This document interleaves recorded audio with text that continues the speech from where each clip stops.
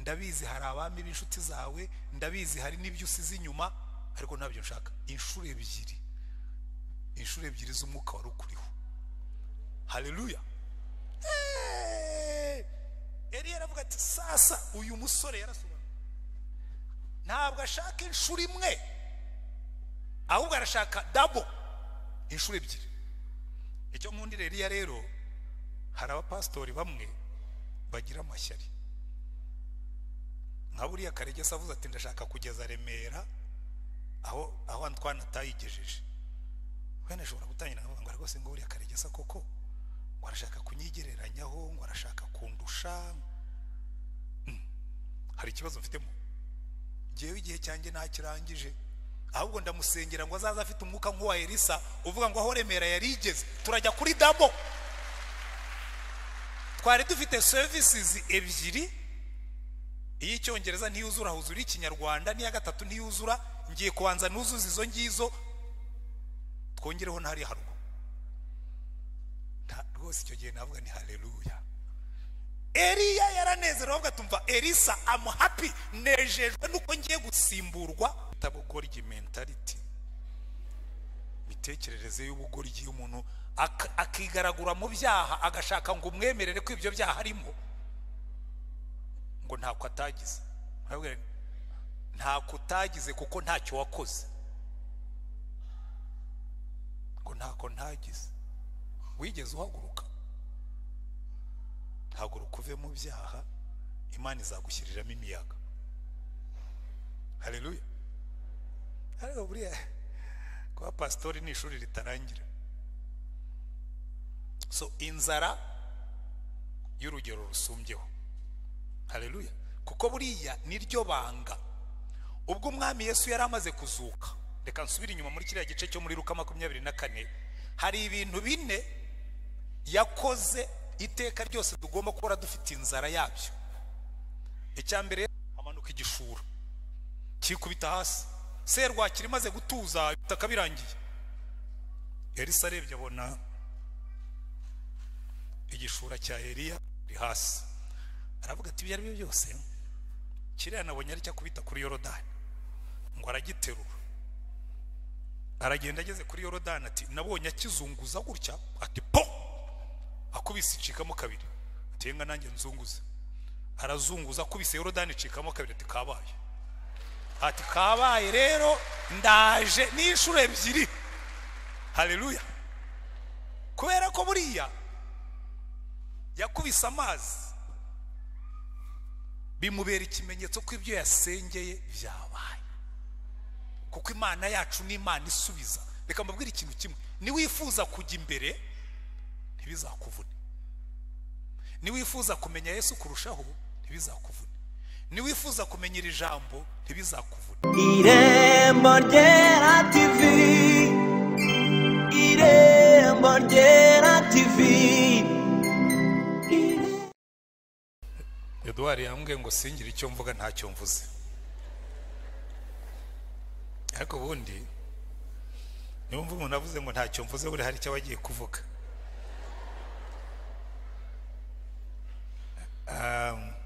Hari Yesu yigeze kubwira abafarisayo n'abanditsi, arababwira ngo ariko ngo nimukikoreza abantu imitwaro iremereye. Buriya iyo abantu bakuvuzeho cyane cyane bagakora ibintu mu buryo buremereye, reka mbivuge gutyo, ndimo ndashaka amagambo, ubundi nzi kuvuga ariko hari igihe mbura amagambo. Wambara agapfukamunwa ukicecekera ukabyihorera, hanyuma ukavuga ngo nzaba ndora. Ubwo rero ngarukirije aho nta kindi mvuze. Amina. Ariko reka mbahe ikirigiro kimwe, impano yose muzampa nzayakira nezerewe. Amen. Ariko mbongereyo ikindi kintu kimwe, ntimuzampe ibyo nanga, kandi murabizi abanzi hari ibyo nanga bazi. Mu bintu murimo gukora ntimuzampe ibyo nanga. Amina. Ubwo batabyumvise bazaze bambaze, sibyo? Imana ibahe umugisha. mushaka mbabwira ibyo nanga ibimodoka binini.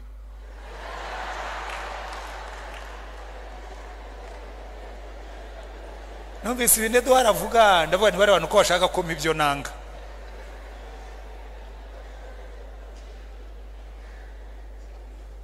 Aze fata akantu k'akagabo kangana nkanjye katagira umushoferi kagiye mu kiruhuko cy'izabukuru, iyo umuhaye imodoka nini uba umuhaye igihano kinini rwose. Ariko ibyo ngibyo ni ukwiganirira, mu bifate gutyo.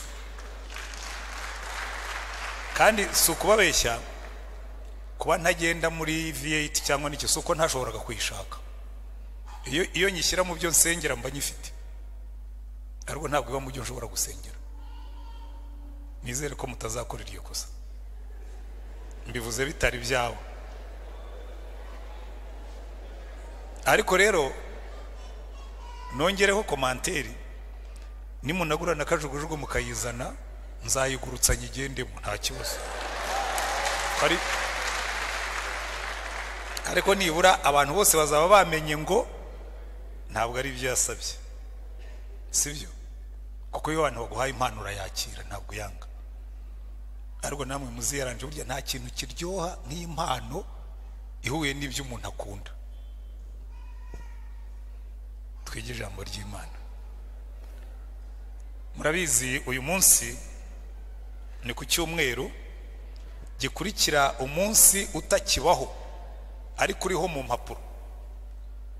Ubundi kera muri kalendari twagiraga umunsi witwa Ascension, twizihizaga gusubira mu ijuru kwa Yesu kugeza muri 1990 cyangwa mu 2000. Sinibuka igihe iyo konje yaviriyeho, ariko yavuyeho igihe bari barimo gutoranya amakonje yemewe mu Rwanda. None igihe twebwe twari turangaye, ndavuga amatorero y'Abaprotestani, turimo kurwana, turimo gukimbirana, turimo gukandagirana, Abakatolike leta irababwira ngo ariko abanyamadini muri aya makonje yose dukuremo Ascension cyangwa dukuremo Assomption. Ko muzi ko harimo za sio ebyiri. Ascension ni ukujya mu ijuru kwa Yesu, Assomption ni ukujyanwa mu ijuru kwa Bikira Mariya. Umwe uba iminsi 40 nyuma ya Pasika, undi uba ku itariki 15 z'ukwa munani. Hanyuma Kiliziya Gatolika itoranya Assomption, hanyuma Ascension ikurwa mu makonje. Kubera rero ko yakuwe mu makonje, abantu benshi ntibakibuka kwinabaho. Ariko buriya ni umunsi ukomeye twagombye gutekerezaho cyane, kuko buriya ndababwira impamvu ebyiri. Impamvu ya mbere, Yesu mugaruke ahandi muri Luka gice cya 24 badusomeye, Yesu yabwiye abigishwa be, arababwira ngo ngiye kuboherereza ibyo data yasezeranye. Ni umunsi ukomeye cyane, kubera yuko Yesu yari yarabwiye abigishwa be ngo ikizabagirira umumaro nuko ngenda, ngo kuko nintagenda umufasha ntabwo azaza. Noneho bigeze kuri uyu munsi arababwira ngo umva rero, ngo noneho mwihangane, ngiye kuboherereza ibyo data yasezeranije. Buriya rero ngiye nkunda iminsi mikuru y'itorero, kuko buri munsi mukuru ufite isezerano riwuherekeza. Haleluya. Ubwo Yesu yavukaga kuri Noheli, abamarayika bararirimbye ngo mu ijuru icyubahiro kibe cy'Imana, mu isi amahoro abe kuye yishimira. Ngo kuko uyu munsi umukiza yabavukiye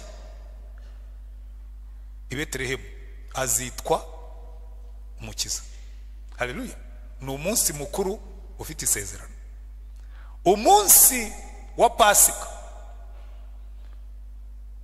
baratubwira ngo nuko arazuka yanesheje urupfu.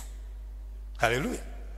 Bivuga ngo hari umunsi ufite isezerano rikomeye, umunsi Yesu yazamutse kuzimu, Satani akamubona agiye n'urupfu ni kuzimu, abwira Yohana mu gitabo cy'Ibyahishuwe aramubwira ngo ubu nari napfuye ariko ndi muzima.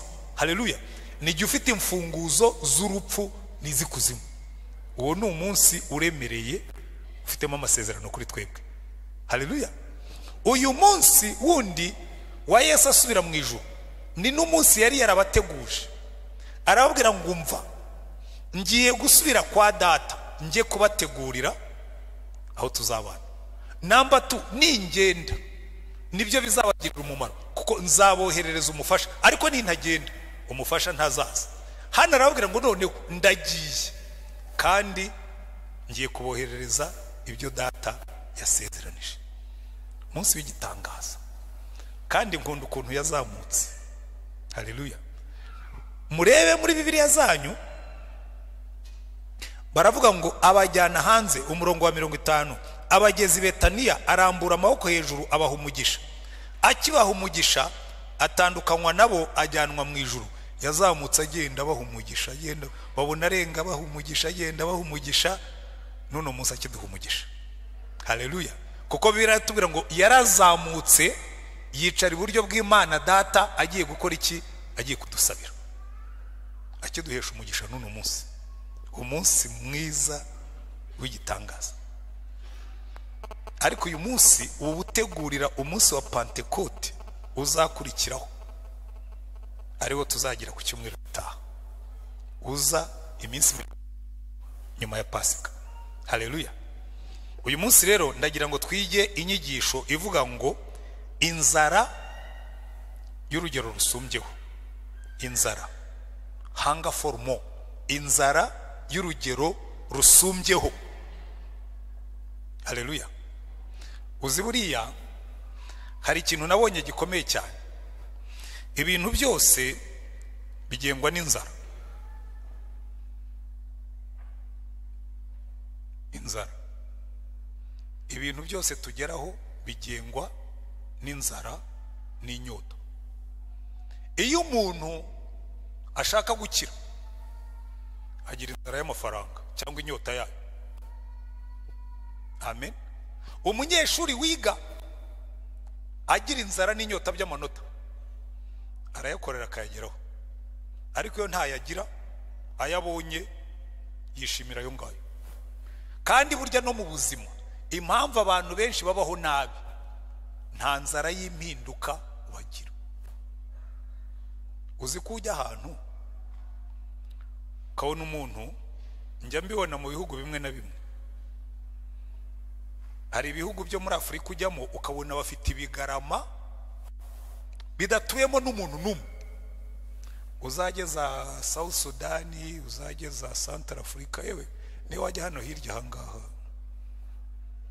ugasanga ibigarama, urarenga imisozi nta kintu gihari, kandi ugasanga abantu ari abakene. Uzi impamvu bakomeza bakaba abakene? Nta nzara y'impinduka baba bafite. Inzara y'impinduka, inzara y'urugero rusumbyeho.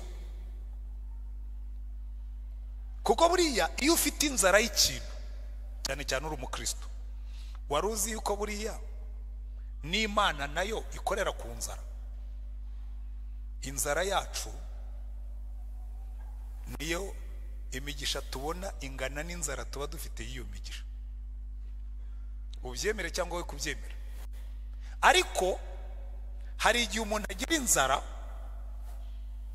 nshobora kuba nshonje nshaka kurya, nkaza nkicara hano, uzaza ryari mucunguzi wimebwa bwami budashira,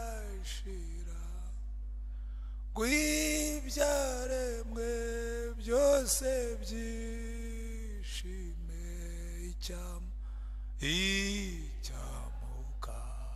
icyamukazuda. Ariko mwami Yesu, iyi nzara mwami Yesu akakubwira ati haguruka. Iyo nzara ntabwo uzayikirira mu rusengero nakwambia, kuko hari amategeko agenga gukira inzara. Ntabwo inzara ishirira mu cyumba, inzara itangirira mu cyumba, igasengerwa mu cyumba, ibisubizo bikaza iyo usohotse mu cyumba ukajya gushaka ibyo urya. Kuko buriya turaza kubyiga uyu munsi, inzara inzara burya ni ikivumbikisho gikomeye cy'amasengesho. Buri kintu cyose uzashaka kugeraho iyo uri umukristo, inzara niyo igaburira amasengesho. Ugasenga amasengesho, Imana ikavuga ngo uyu muntu arantitirije bihagije, enough is enough. Ariko uzasenge, turaza kubibona. Turimo turiga ku kintu cyitwa inzara y'urugero rusumbyeho. Uzi no mu bukristo bwacu impamvu abakristo benshi babaho ngaho ukabona barabayabaye. Iyo ni imvugo y'ikirundi, ubundi kubayabaye si ikinyarwanda. Ukabona umuntu abayeho ubukristo bwe burabayabaye, buri komusi komusa, buraho burajandajanda, bugira umutwe n'ikibuno. Ni ukubera yuko ntabwo aba yarigeze na rimwe ashaka kuva mu byaha abyigaraguramo. Umva, kimwe no mu bintu bingora mu bakristo tuganira, haba kuri telefone, haba mu nyandiko, haba bansanga mu biro, ni umukristo wigaragura mu byaha ukamubwira ngo ntabwo niyo nagusengera gatanu udahagurutse ngo uve mu byaha byawe, ntabwo Imana izaguterura. Imana iguha imbaraga iyo ufashe icyemezo cyo kubivamo ukabirwanya. Imana yavuze ngo murwanye Satani azabahunga. Ntabwo yigeze avuga ngo mwigaragure nzaza mbaterure mbarwanirize Satani. Ntabwo Imana igiye turwaniriza Satani, aratubwira ngo murwanye Satani azabahunga. Rero ukabona umuntu, erega pastor ugomba kubyumva, biriya bintu biba bikomeye, iyo mbonye abakobwa imbaraga zihita zishira.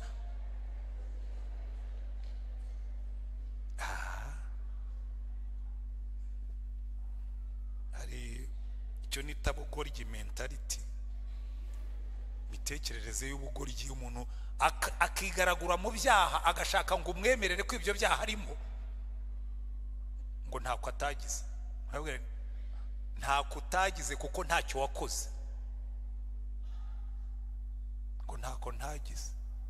Wigeze uhaguruka? Haguruka uve mu byaha, Imana izagushyiriramo imiyaga. Haleluya. Ariko buriya kuba pastori ni ishuri ritarangira. So inzara y'urugero rusumbyeho. Haleluya. Kuko buriya niryo banga. Ubwo umwami Yesu yari amaze kuzuka, reka nsubire inyuma muri kiriya gice cyo muri Luka 24, hari ibintu bine yakoze iteka ryose tugomba kuba dufite inzara yabyo.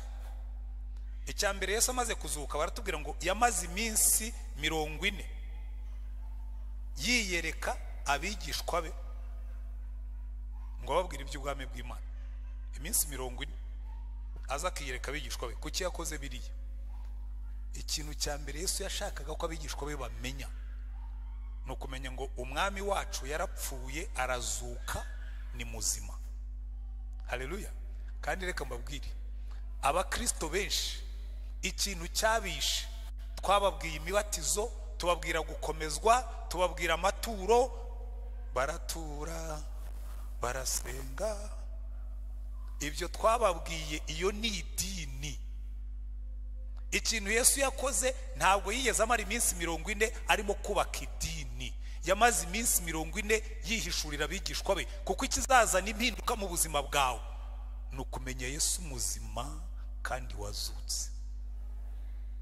Yarazutse, ni muzima, ariho kandi arareba kandi arumva kandi arakunda. Ibyo bintu bitatu iyo bihuje bihindura ubuzima bw'umuntu. Kumenya ngo ngewe umwami nkorera ntabwo ari igitekerezo. Hariho abantu b'intwari, ubundi intwari nyinshi zarapfuye ziguma mu mva, dushobora no gusura imva zazo.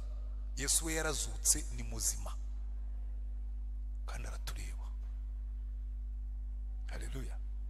Uzi kugenda uvuga ngo ngewe mfite umwami undeba, nicyo kintu yashatse kwize. Abwiye abigishwa ati ndashaka ko mumenya ko ndiho. Buriya muzitegereze abantu bose Imana yakoresheje, icyo nicyo babanje kugirira inzara. Inzara isumbaho, inzara y'ikigero gisumbyeho yo kumenya Imana. Reka mbaye ingero 3. Umukozi w'Imana Mose yigeze gusenga Imana, arabwira ati Imana, mu byo nkorera byose ndashaka kurushaho kukumenya. mishurira imigambi yawe kugira ngo ndusheho kukumenya. Imana iramubwira ati nzajyana nawe kandi nzajya nkurura. Noneho imaze kumwemerera ibyo byose aravuga ati noneho nyereka ubwiza bwawe wagirana. Imana iramubwira ngo rero Mose ibyo urimo gusaba byo ibyo birarenze, urwo rugero rurasumbaho, ariko noneho warengeje, ntushobora kubona mu maso hanjye ngo ubeho, ariko kuko ubisabye nzaca imbere yawe nshyire ikiganza cyanjye mu maso wawe kugira ngo utandeba mu maso, hanyuma uzarebe inyuma yanjye, nzivugira imbere yawe ko nzagira neza uwo nzagirira neza. Hari ahantu hafi yanjye ku rutare, uzaze wicareho, nzaca imbere yawe ngwihishurire. Ariko Mose yari afite inzara n'inyota of more, kumenya Imana. Imana ndashaka kukumenya, ndashaka kukubona, ndashaka kukwitegereza, ndashaka kukureba. Abakristo benshi nta nzara. Dawidi yajyaga abwira Imana, akabwira ngo Mana, Zaburi ya 42, ya 63, ya 60, akavuga ngo Mana, umutima wanjye ukugirira inyota. Haleluya. Uzi kwicara ukumva ufite inyota y'Imana, ntabwo ari inyota y'iby'Imana iguha. Aba ngo ya jewe umunsi umwe mu bikari byawe undi uturinde igihumbi ahandi, ngo nahitamo kuba umuzamu ku irembo ry'inzu y'Imana yanjye, bidutira kumara imyaka muri dina na lunch mu mahema y'abanyabyaha.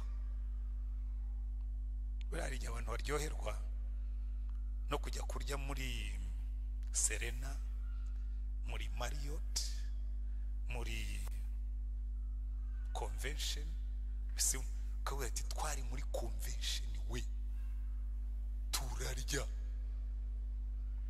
David akavuga ati aho kumara iminsi muri convention no muri Serena no muri Marriott ndimo kurya, nahitamo gusimbura bakabanda hariya ku muryango na ba Bosco nkabo murinzi ku irembo ry'inzu y'Imana yanjye. Haleluya. Kuko kuba hafi y'Imana, gutura mu bikari by'Uwiteka, niyo nzara Dawidi yari afite nubwo yari umwami. Hanga foromo. Ariko nkunda Paulo, nijoro nicuye nari ndimo gutekereza kuri aya magambo turimo kwiga. Noneho buriya rero mfite ukuntu njya nganira n'umwuka ngorane ko Paulo yigeze kuvuga ngo kubwanjye kubaho ni Kristo, ngo no gupfa byambera inyungu, ngo nahitamo kugenda nkajya kubana na Kristo, ngo ariko kubera mwebwe ngo numva nahitamo kuguma hano ngo ngumye nera imbuto, ngo meze murunga banga, ndashaka kugenda ariko ndashaka no kuguma hano. Noneho agakomereza aho ngaho mu gice cya kabiri akavuga ngo mugire wa mutima wari muri Kristo Yesu, ngo nubwo yari Imana, ngo ntiyarebye ko kureshya n'Imana ari ikintu cyo kugundirwa, ngo ahubwo arividura, ngo yisiga ubusa, ngo afata kamero k'umuntu ndetse umuntu w'imbata, ngo ntiyanga gupfa ndetse urupfu rwo kumusaraba. Ngo nicyo cyatumye Imana imuha izina risumba amazina yose, ngo amavi yose azamupfukamira, indimi zose zatore ko ari umwami. Haleluya. Ariko buriya hari n'ikintu gikomeye cyane, ukuvuga ngo nushaka kugira inyota ya Yesu, banza nawe wisige ubusa, wividura ibindi byose byajyaga bikurangaza. Niyo mpamvu buriya ruriya rwandiko, impamvu abantu batabyumva neza, iyo urangije icyo gice cya kabiri ahitira mu gice cya gatatu akavuga ngo mva rero mbabwire ibyarindamu yanjye byose ubimitekereza nk'igihombo, ngo ndonye Kristo, ngo menye n'imbaraga zo kuzuka kwe, ngo nge nshushanywa n'urupfu rwe. Uramubona arimo kuvuga tumva ndashaka ibirenzeho. Haleluya. Buriya ari ikibazo dufite, hari abantu bazi Yesu ariko badashaka kurushaho kumumenya, kuko iyo utangiye gushaka kurushaho kumumenya ibintu byinshi muri we birahinduka. Kandi iyo utangiye kumushaka, yatanze isezerano avuga ngo muzanshaka mu mbone nimunshakana umwete. Maze iminsi mbibwira abantu nkavuga ni kimwe mu bintu bigiye kunezeza muri iyi minsi iri imbere, kujya mara amasaha nkane ndimo gushaka Yesu, kuko ngiye gusigarana ba bosi babiri. Bosi umwe mbonesha amaso witwa madamu, n'undi umwe ntabonesha amaso ariko nzi ko mbona witwa Yesu. abari abagabo bamwe bavuga ngo rero ngo madamu ntabwo ari boss. Ni boss se uba wicaye kuri bariko aho ariko urarangiza ryari nguze turye ibyo wari urimo byose ukabireka boss wawe, kandi uzagenda ibyo yatetse n'ibyo uri burye, ibyo yashashe n'ibyo uri buryameho. Rimwe na rimwe none ashyiramo n'ishati akubwira ati iyo shati ntabwo ndi bukujya inyuma yambaye uyikuremo ko ni boss. Ngaha abagabo b'intwari mutajya mu bossingwa na ba madamu muze kumbwira uko mubigenza. Ariko abo boss babiri ryo ntacyo bantwaye, uzi icyo bahuriyeho, bombi barankunda. Burya rero nta kintu cyiza nko gutegekwa n'umuntu gutegekesha ko agukunda, biba byoroshye cyane. Ariko kujya mara amasaha kuko boss nimero 2 wazajya ajya ku kazi, sigari mu rugo na boss nimero 1 turi twenyine. Aho ari bugarukire mubwira ibyo boss wo hejuru yambwiye, mwihangane muzaba mureba, muzabona itandukaniro ry'umuntu wiriranywe na Yesu. Ninza kwigisha hano mu minsi Karegesa azajya ngenera, muzajya mwumva difference y'umuntu waruhutse akicarana na Yesu. Haleluya. Kubera ko ikintu cya mbere Yesu yabanje gukora, yarabanje yihishurira abigishwa be ngo bamumenye. Kubera iki? Yaravuga ngo umuntu nagira inyota ajyaza ahondi aho. Ko buriya muri Bibiliya hahirwa abagira inzara n'inyota, siko se hose bavuga hahirwa abagira inzara n'inyota. Muzasome Matayo 5, hahirwa abagira inzara n'inyota. Muri Yohani ibice 7 akavuga ngo umuntu nagira inyota aza ahondi. Muri Luka 11 akavuga ngo umva, mwebwe umwana wawe yagusabye umugati ntabwo ujye umuhibuye, iyo gusabye ifi ntabwo ujye umuha inzoka, iyo gusabye igi ntabwo ujye umuha scorpion. Ngo none se so mu ijuru we ntazaha umwuka wera abashonje bakamusaba? Ibintu byo muri biriya byose bitegekwa n'inyota n'inzara. Igituma abakristo benshi mutajya ku kigero gisumbyeho, nta nyota mufite, nta n'inzara. Ajya mu byaha akanyurwa, yaza mu rusengero akayura, byarangira agataha. Hari ubona umuntu yicaye mu rusengero ukabona rwose arimo arabara iminota ngo arebe ko pastori yarangiza, akajya mu byo akunda, kuko inzara n'inyota ye ntabwo biri muri ibyo urimo kumubwira. Najyaga nganira n'abanyeshuri b'Abanyamerika twiganaga, bakambwira ngo attention span mbese ni nko kwihangana kw'ibitekerezo. Ngo erega ngo kwihangana kw'Abanyamerika kwabaye kugufi, ngo iyo bicaye mu rusengero ukabwiriza iminota 30 ngo baba batangiye kurambirwa. Ndavuga nicyo ni ikinyoma made in hell, cyavuye kuzimu. Ni ko twicara mu ishuri tukiga amasaha 2 ko ntarabona n'umwe muri mwe gusohoka, ko twicara tukareba filime ukarinda uyirangiza utarambiwe, ariko wajya mu by'ijambo ry'Imana ukarambirwa. Halo ngo ariko hari ngo iremera ngo biga amagambo ngo mwazagerageze mugabanye ngo mujye mwigisha mu magambo magufi, kuko nyine mwa mugiye kureba filime. Ndabizi nimugoroba hari imipira kuri televiziyo, hari uyu munsi nibandi bakina nabo buriya nanjye ni concentrate gato, nababwira bari buze gukina saa 8 na deja saa 7 bamwe baba batangiye. Harababwa ariko buriya arimo aratinda kandi saa 7 hari match. Yewe mfite inzara n'inyota by'ibirenzeho. Icya kabiri Yesu yabakoreye nacyo tugomba kugirira inyota. Baratubwira ngo umurongo wa 45, maze abungura ubwenge ngo basobanukirwe n'ibyanditswe. Abungura ubwenge, mu yandi magambo abaha imfunguzo, abaha uburyo bwo gusobanurirwa, kandi uburyo bwo kubisobanura avuga ati erega burya ni jewe rufunguzo rufungura ibi byose. Ngo abereka ahereye kuri Mose n'abahanuzi n'ibyanditswe byose ko ari we byavugaga. Aravuga ati nusoma igitabo cy'Itangiriro uzajya umbonamo, nusoma igitabo cyo Kuva uzambonamo, nasoma igitabo cyo Kubara uzambonamo, nusoma Abalewi nzaba ndimo, nusoma igitabo cyo Gutegeka nzaba ndimo. Kubera iki? Ibyanditswe byera byose niwe byaganishagaho. Niyo mpamvu rero mbabwira ni buriya ikintu kizanezeza. Ubundi nsoma Bibiliya rimwe nkayirangiza, ariko ndashaka nibura noneho ninjya muri retirement kujya nyisoma nka 4 mu mwaka nkayirangiza 4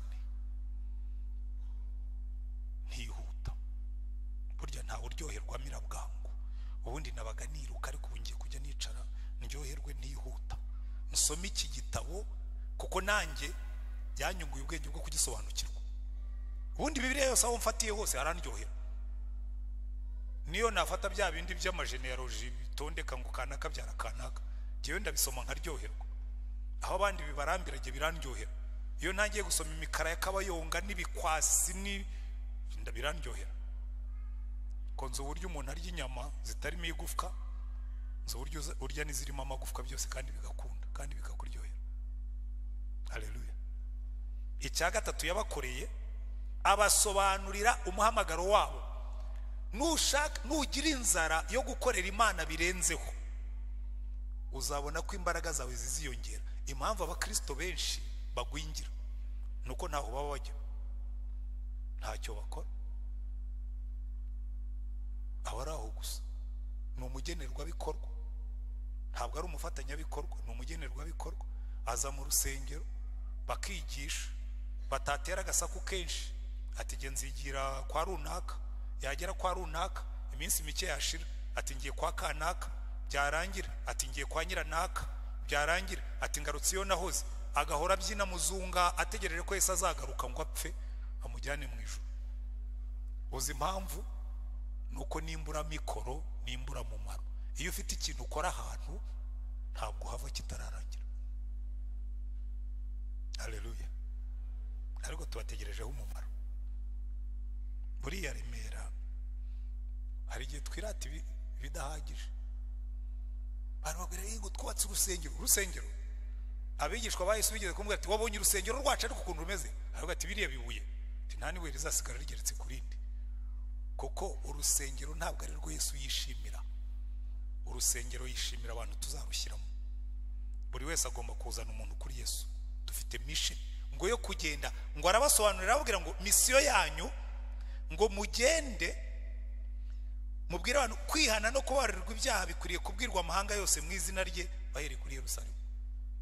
Kwihana no kubarirwa bikwiye kubwirwa amahanga yose. Buri muntu wese uri hano niyo waba utazi kuvuga ushobora kurembuza umuntu ukamuzana akumva ubutumwa agakizwa. Amen. Hanyuma icyanyuma ngo noneho abatera amatsiko. Kera tukira abanyabyaha kugiye nakijwe narabaye muri Riyasi twayaga tujya gukina umupira wo twitaga tari inyota. Hari abakinnyi tari inyota twajyaga gukina nka saa 3 tugakina umupira cyangwa tugakora kurusi tugatara inyota saa 6 yagera tukicara tukitereka byeri na brochette. Ibyo twabaga twakoze mbere byose byari byo kugira ngo twongere inyota tuze kubona uko tunywa nuko turya. Na Yesu rero azi gutera abantu inyota. Abigishwa be yarabwiye ngo rero ngiye kugenda biriya byose nababwiye muzabyitondere ntimuzabigendereho byonyine ngiye kugenda mboherereza ibyo data yasezeranije. Buriya rero nta kintu gitera amatsiko nk'iyo abantu bakubwiye ko bazaguha impano. Buriya ntabwo muzi ukuntu mwanteye amatsiko yo ku itariki enye. Ubu nyine ntabwo itariki izagera ntabarwese bari abantu biremera kiriya kintu kigiye kubahenda bigeze hariya n'igiki. Rero icyo nenda kubabwira Yesu yaravuga ati ngiye kugenda ntiyababwira uko bizagenda aravuga ati ngiye kugenda ningerayo nzaboherereza ibyo data yasezeranije. Ntababwiye umunsi bizazira ntababwiye ikizavamo aravuga ibi ngibi mubitegereze ngiye kohereza ibyo data yasezeranije.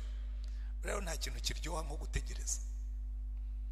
Uzi umuhungu afite fiance yashawe narahangaje ariko guhangaza ntabwo benshi babizi n'imvugo yo munka iyi nka bazibujije kujya kunywa nyine zigategereza babyita guhangaza.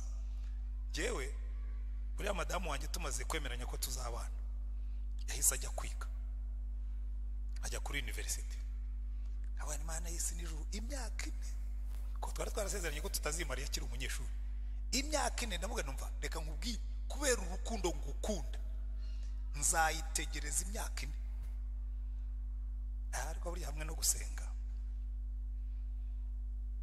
umwaka umurangiye ibintu byo mu Rwanda biba byabaye bibi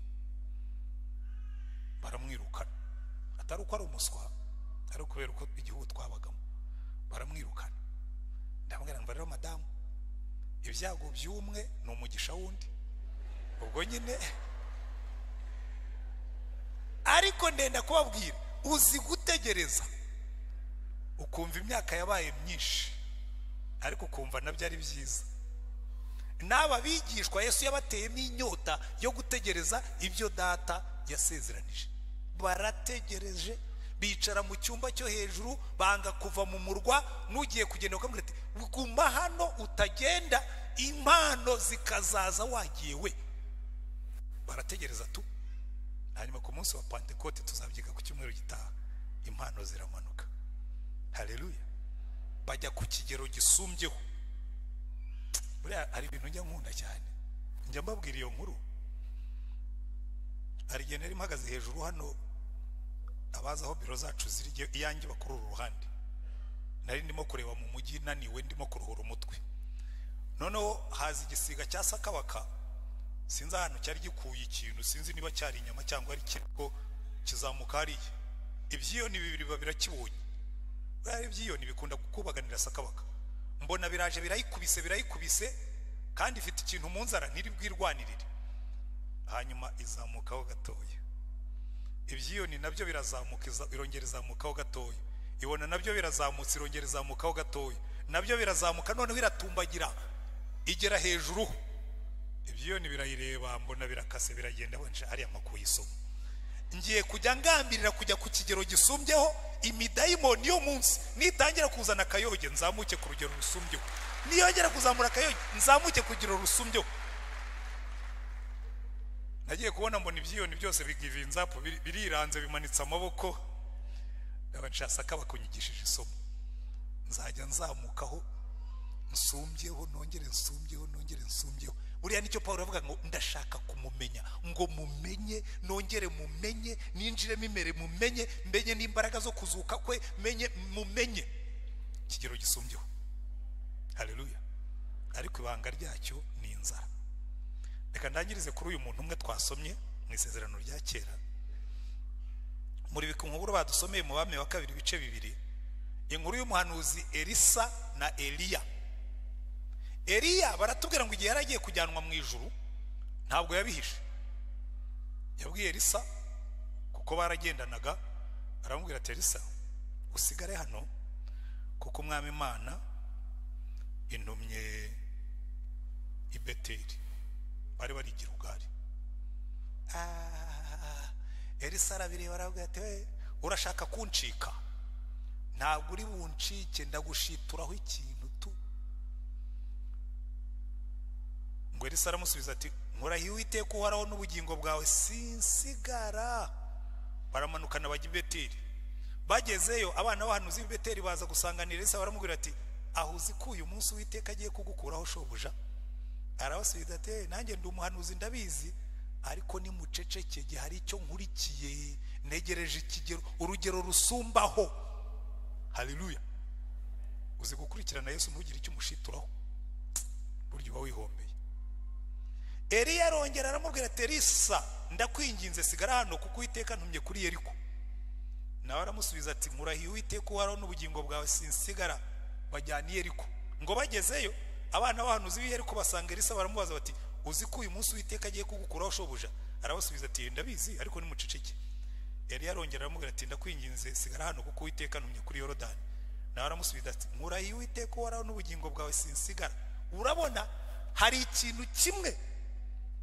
iki mu gifaransa bakita determination mu cyongereza bagita determination mu kinyarwanda byita kudacika intege aravuga ngo uko byagenda kose ndagomba gukurikirana ruriya rugero nshaka ndarugeraho kandi kugira ngo ndugereho ndarukura kuri uyu mugabo haleluya kurikirana Yesu ugira icyo umushituraho umukurikirana umvubwira utumva Yesu ndagukurikira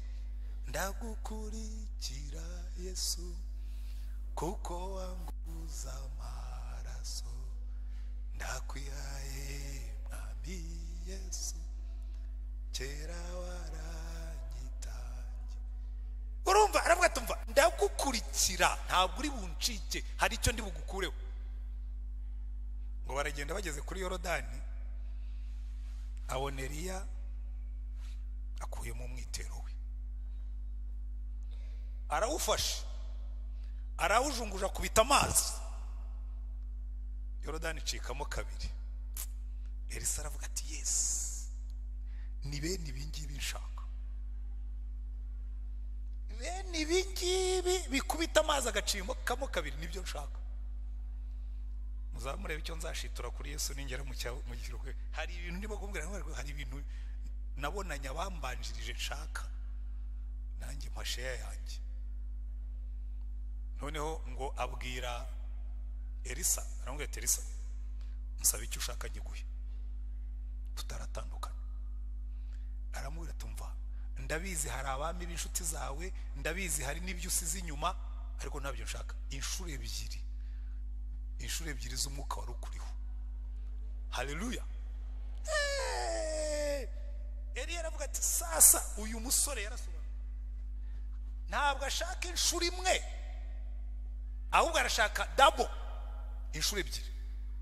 Icyo nkundira Eliya rero, hari abapastori bamwe bagira amashyari. nka buriya Karegesa avuze ati ndashaka kugeza Remera aho Antoine atayigejeje. Wene ashobora gutangira ngo rwose ngo buriya Karegesa koko ngo arashaka kunyigereranyaho, ngo arashaka kundusha. Hari ikibazo mfitemo jewe, igihe cyanjye ntakirangije, ahubwo ndamusengera ngo azaza afite umwuka nk'uwa Elisa uvuga ngo aho Remera yarigeze turajya kuri double.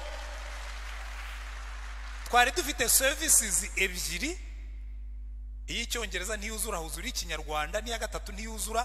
Ngiye kubanza nuzuza izo ngizo, twongereho ntari harugo. Rwose icyo gihe navuga ni haleluya. Eliya yaranezerewe avuga tumva Elisa I'm happy, nejejwe nuko ngiye gusimburwa n'umuntu usaba inshuro ebyiri z'imbaraga nari mfite. Haleluya.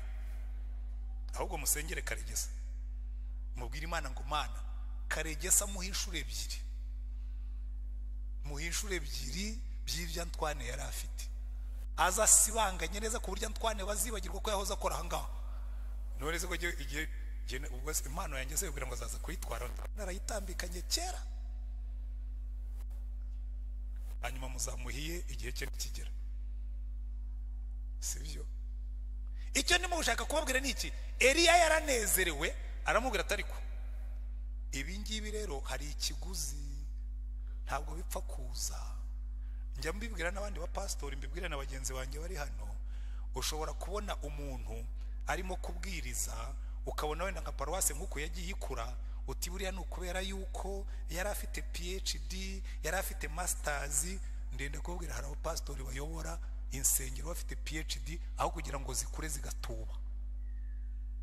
Hari ikiguzi bisaba, hari amajoro ugomba kurara, hari amavi ugomba gukubita hasi, hari amasengesho ugomba gusenga, hari Bibiliya ugomba gusoma, hari umwami Yesu ugomba gutumbira. Yaramubwiye ati ibyo usabye urabibona, ariko hari ikiguzi ugomba gutanga, ntabwo byizana.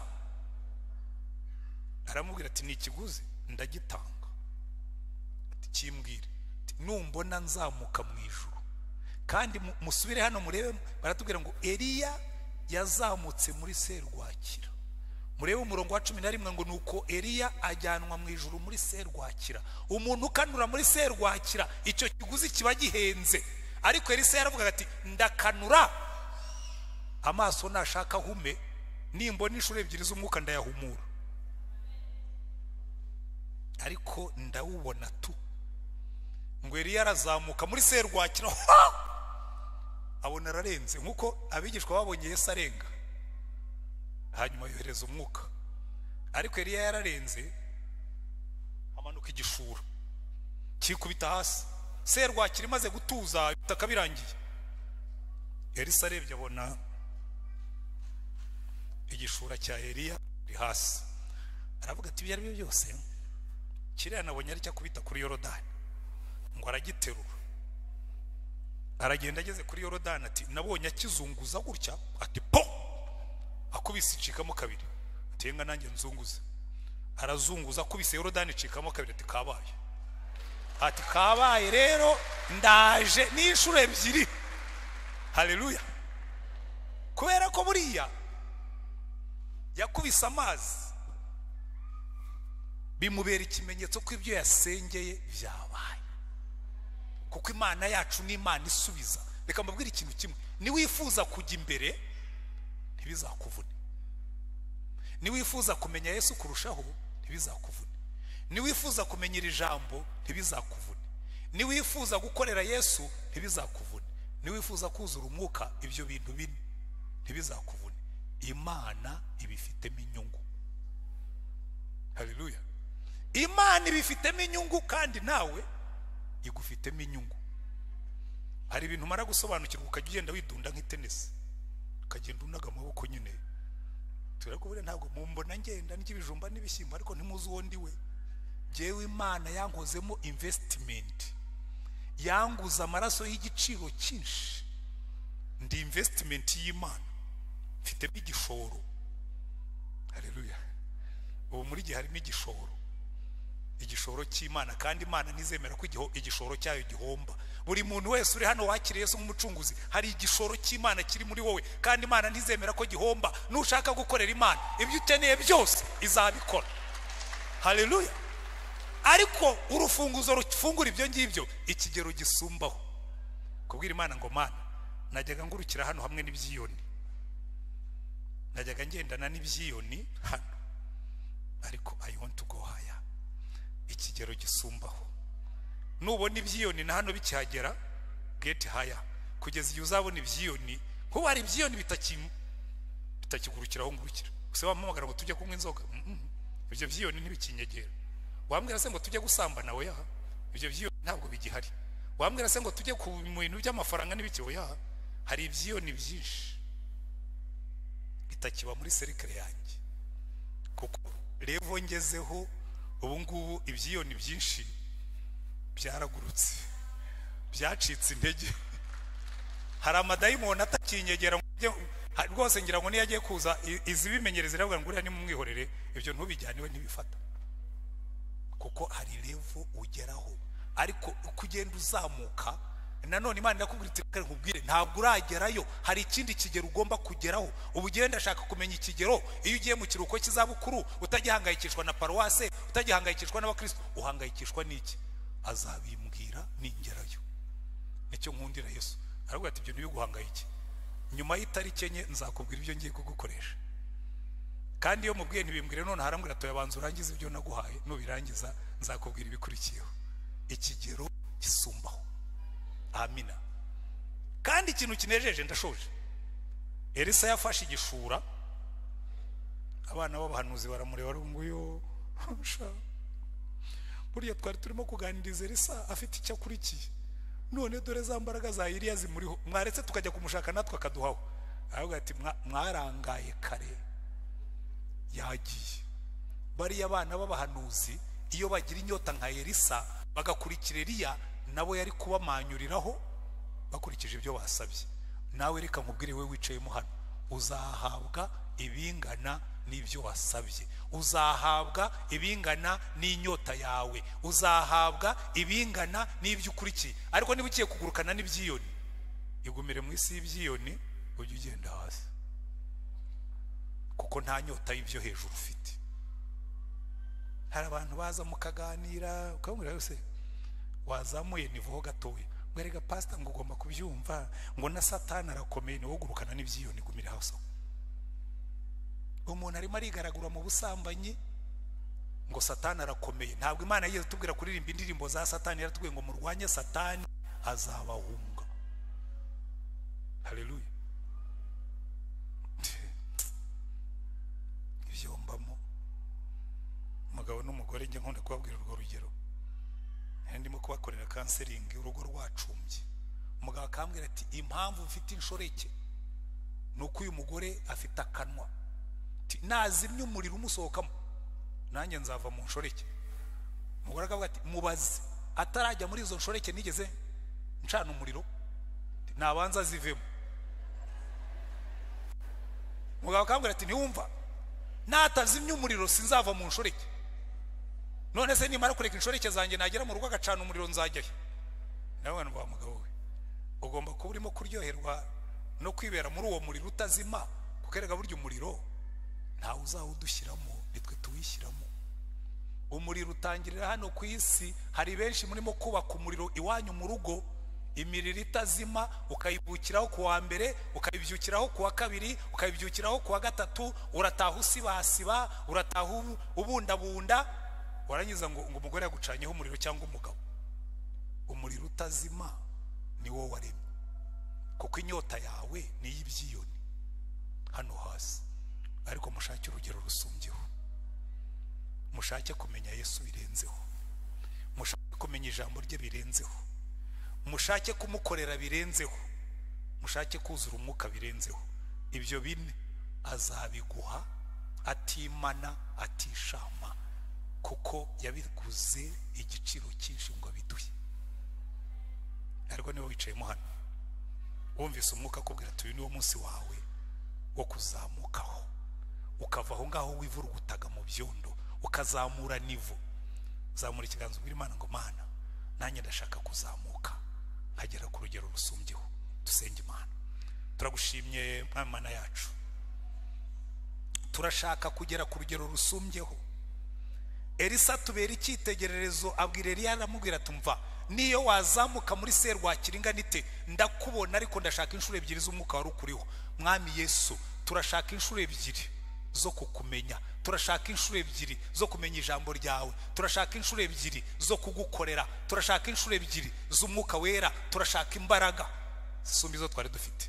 Reka imbaraga zawe zitubeho, reka imbaraga zawe zidukoreremo, reka imbaraga zawe zidukoreshe. Turambiwe gutura mu bicu, turambiwe gutura mu bihu, turambiwe gutura mu mwijima wo hano hasi. Turashaka ngo tuzamure dushyire ku rugero rusumbyeho.